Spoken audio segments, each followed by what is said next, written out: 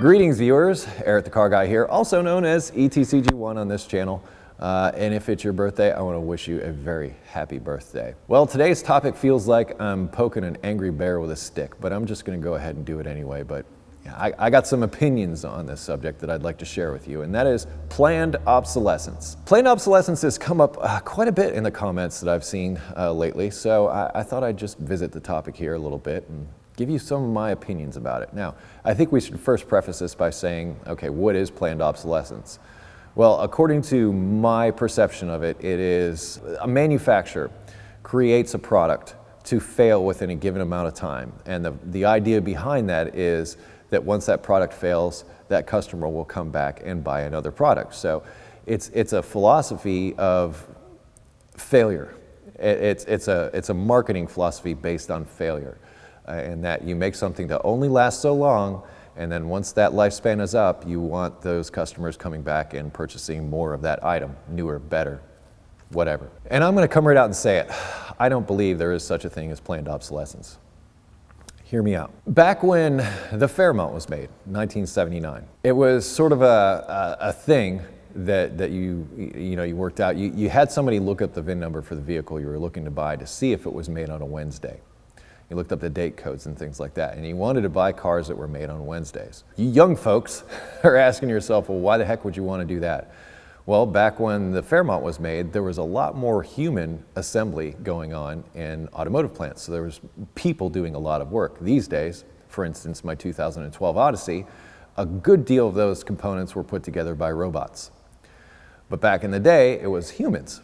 And the reason you wanted to purchase vehicles that were made on a Wednesday was because if you got it on a Monday, well, you might be dealing with somebody that had a hangover and was putting it together and just didn't really give a crap. As far as the Friday cars go, well, they were looking to get out of Dodge and get their weekend started as soon as possible. So you'd get to your quota as quickly as you could and move on. Wednesday was a magic day because it's hump day. You know, you're halfway through the week. You should be awake, alert, and ready to go. Tuesday, think Monday Night Football. My point is that back then, when the Fairmont was made, there was more human interaction. As a result, that human interaction affected the quality outcome. Now, flash forward to today, like I say, machines are doing most of the work, and then there's quality checks, and then there's checks on the quality checks, and those things are highly scrutinized before they go out the door. Now, the reason I say that I don't feel that automakers really got to a point to where they said, you know what, let's make a vehicle only last this long so they can come back and buy another vehicle. I don't think that's exactly what happened. I think it was more along the lines of an engineer came up with an idea, and it was a good idea. It was a good vehicle all around. It was built to last. It was something they could do. But then somebody in the finance department looked at the materials that were being used and everything else and said, you know what, you can't use those materials, they're too expensive. We're never going to make a profit if you do it this way, so you're going to have to choose something else. Well, it's not going to last as long if I use different materials. Well, you got to do what you got to do. And as a result, and we talked a little bit about this in engineers, the video I did about that. I don't think engineers set out to do quote unquote bad things. I think they take it personally. I think they want to create things that last. I mean, it's personal to them. They want to create something that is good. They don't want to create bad things. I think it's people up above them telling them to create bad things based on the amount of money they have to spend on making the thing. And so I think that has a lot to do with it. I don't think that it was, somebody ever sat down in a room and said, if we only make these things to last so long. And the reason I say this is, how are you going to engineer that? How are you going to engineer something to only last so long? Outside of what I mentioned, okay, so use cheaper materials and all that, but how can you predict that thing's going to fail in 5 years? I mean, maybe we have the science and technology to do that now, but we certainly didn't back in the 70s. And that's where I'm coming from. I think it would be extremely difficult to sit down and say, how can we make this thing fail in a given amount of time? I mean, when you make something, out of nothing, you engineer something, you put it together, you put it out into the world, it's like having a child. And you put your child out into the world, but you're never sure what kind of environment they're going to end up in, which could change everything.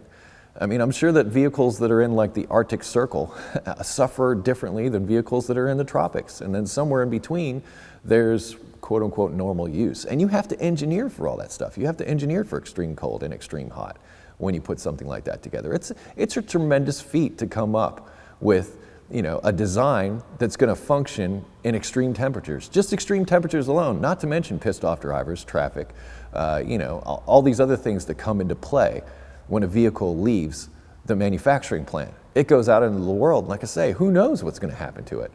So that's why I say it would be nearly impossible to say we're going to make this thing last so long, because the amount of effort that they'd have to put into that, I think it's a net zero result. And in fact, I think it's a loss in the end. I think it's more of a fact that they only had so much money to spend. And they said, okay, this is all we're spending. I know you came up with a good design using these materials, but we're going to cheap out on the materials. And I talked about this in import versus domestic. To me, it all comes down to the materials used. There are some materials that last, and there's ways of engineering cheap materials so that they do last. I realize that, but that's tricky. That's tricky. But my point I keep coming back to is I don't feel that they planned for things to fail. I think things just failed. And I think those things failed as a result of, well, maybe just plain old wearing out. But maybe also that somewhere along the line somebody said, we can't afford to build it that way, we have to build it cheaper.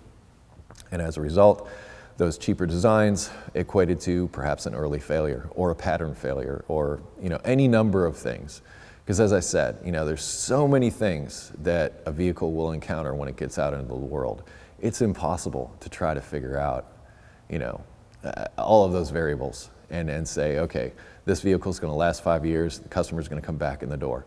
Now, I think the business model is, especially at the dealership level, those people that go to the dealership to purchase vehicles, I think the business model is they get you to come in and you talk to the salesman, you have great experience there, they give you coffee and maybe a donut, sell you a car and send you on your way. But then you're coming back for service. See, this is where the real money starts. I mean, you're making money off the interest when you sell the vehicle, but you come back into that dealership, you see some of these higher end dealerships, they have practically spas that you can go to while you wait for your vehicle to be serviced. They want to give you an experience. I think this is their business model more than anything else. They want to give you an experience with that brand that makes you loyal to that brand. I talked about this in brand loyalty. I don't think that they want to engineer something to fail within a given amount of time to have you come back. I mean, especially in this day and age, the amount of choices that we have as far as vehicles are concerned, astronomical. Not just, you just take the new market, not to mention the used market. Come on.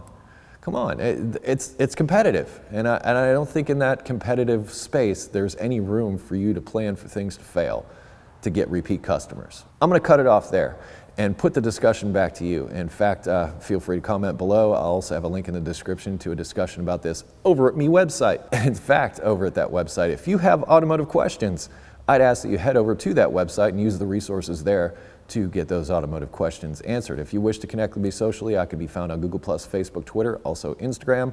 Close each of my videos with be safe, have fun, stay dirty, and I want to thank you for watching. I'll see you next time.